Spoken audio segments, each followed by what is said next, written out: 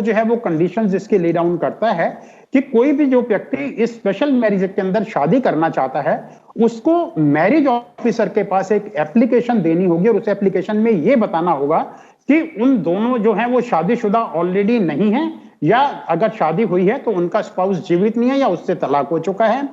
दूसरा जो है वो कंसेंट देने की कैपेसिटी में है, मतलब ना तो वो इंसेन है, ना वो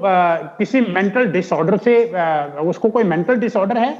तीसरी कंडीशन थी कि जो पुरुष है उसकी 21 साल की एज है और जो महिला है उसकी 18 साल की आयु है, वो कंसेंट देने की कैपेसिटी में है। और चौथी कंडीशन थी कि वो प्रोहिबिटेड डिग्री, जो धर्म के हिसाब से प्रोहिबिटेड डिग्री होती है, उसमें फॉल नहीं कर सकते हैं। एक चीज और मैं क्लियर करना चाहूंगा, ऐसा नहीं है कि सेम धर्म के लोग या सेम जाति के लोग स्पेशल मैरिज एक्ट में शादी नहीं कर सकते, वो लोग भी कर सकते हैं अगर वो इस कंडीशन को फुलफिल करते हैं, लेकिन वो अपने धर्म के हिसाब से, क्योंकि जो उनका लॉ है, जो धर्म का लॉ है, उसके अंदर भी वो शादी कर सकते हैं। तो ये बताया गया क्योंकि वो धर्म के हिसाब से जो शादी होती है उसमें आपका परिवार शामिल होता है, उसमें रीति रिवाज फॉलो किए जाते हैं, तो पूरे समाज को पता चल जाता है कि आपने शादी की है। लेकिन स्पेशल मैरिज एक्ट में क्योंकि दोनों व्यक्ति खुद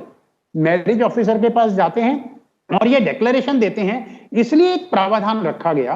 कि जो मैरिज ऑफिसर है उसको 30 दिन का नोटिस देना होगा और मैरिज ऑफिसर जो है उस नोटिस को एक कॉन्स्पिक्यूअस प्लेस पे डिस्प्ले करेगा कि ये दो व्यक्ति शादी करना चाहते हैं, और अगर किसी को इस शादी से आपत्ति है तो वो उस आपत्ति को मैरिज ऑफिसर के सामने फाइल कर सकता है और मैरिज ऑफिसर उस आपत्ति को कंसीडर करेगा। लेकिन उसको कंसीडर करने के लिए उसने क्या देखना है, क्या सेक्शन 4 की जो रिक्वायरमेंट मैंने अभी बताई वो दोनों पार्टी फुलफिल करते हैं। अगर वो फुलफिल करते हैं तो वो मैरिज को रजिस्टर करेगा और 3 विटनेसेस के उसके ऊपर सिग्नेचर होंगे। ये प्रावधान इसलिए रखा गया ताकि अगर कोई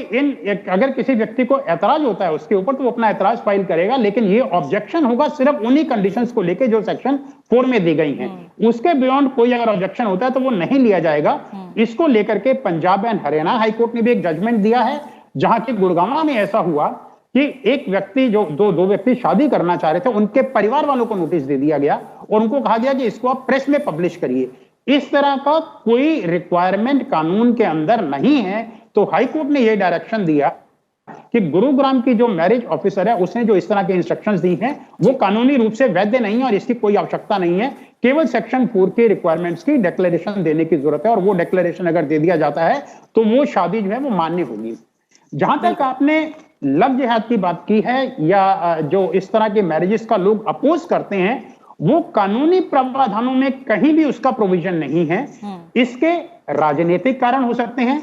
इसके धार्मिक कारण हो सकते हैं, इसके सामाजिक कारण हो सकते हैं, क्योंकि हमारे समाज के अंदर आज भी इस तरह की प्रथा लागू है कि जो सामाजिक और धार्मिक रीतियां हैं उनको अभी भी वो बहुत रूढ़िवादी लोग जो हैं वो बहुत बुरी तरह से फॉलो करते हैं। और क्योंकि वो इसको फॉलो करते हैं तो वो स्पेशल मैरिज एक्ट के अंदर भी जो शादी अगर धर्म के हिसाब से कोई करना चाहता है या इस कानून के हिसाब से करना चाहता है तो उसमें रुकावट पैदा करते हैं। मैं समझता हूं ये समस्या को डील करने के लिए एक यूनिफॉर्म सिविल कोड की जो बात हम कर रहे हैं, काफी समय से कर रहे हैं, उसको लागू करने का समय आ गया है। उस पर विचार होना चाहिए और विचार करके जो कंसर्न्ड लोग हैं उनके विचारों को जान करके एक एक्सपर्ट कमेटी के द्वारा इस पर विचार किया जाए और उस कानून को आगे बढ़ाने के लिए उचित समय आ गया है।